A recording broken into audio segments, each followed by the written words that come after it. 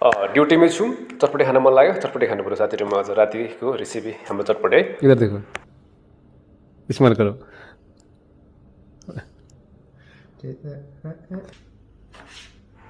रातिको 1 बजे हो कस्तो चटपटे खान मन लाग्यो भनेर उ साथीले खाएको छैन नि धेरै उसको कन्ट्रीमा बन्दैन रे चटपटे हैन यहाँ आएर खाएको रे त्यही भएर उसको लागि बनाउन आँटेको के उसले पेज काट्दैछ म चाहिँ यता मेकिङ गर्छु अरु सामानहरु मेरो साथी घर श्रीलङ्का हो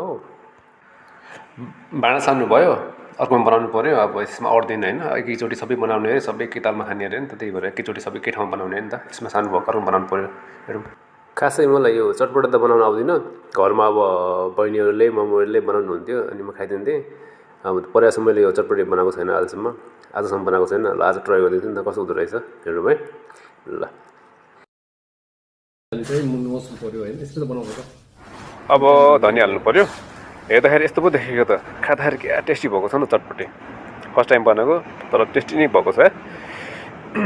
अब अलिकति नुन हाल्नु पर्यो अलिकति कम भएको रहेछ क्या अलिकति कम भयो अरे नुन हैन साथीले चाखेको चटपटे नुन कमी भयो अरे अलिकति हैन यो के रे त्यो चाट मसला यो पनि अलिकति हाल्नु पर्यो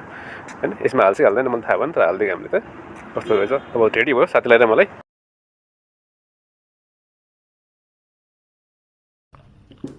यो मेरो लागि त्यो चाहिँ साथीको लागि सुन्दा खाने बसेर बाहिर खानु पर्यो बाहिर चिसो आउँछ नि त गार्डनमा बसेर खानु चाहिँ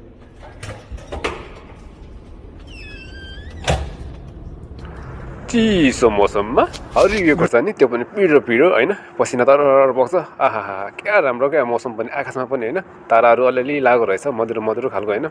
4-5 लागेको रहेछ चिसो मौसम चटपटा खानुको बेग्लै आनन्द आउँछ क्या चटपटा खाइसकेपछि अनि तातो तातो चिया खानुपर्छ वाउ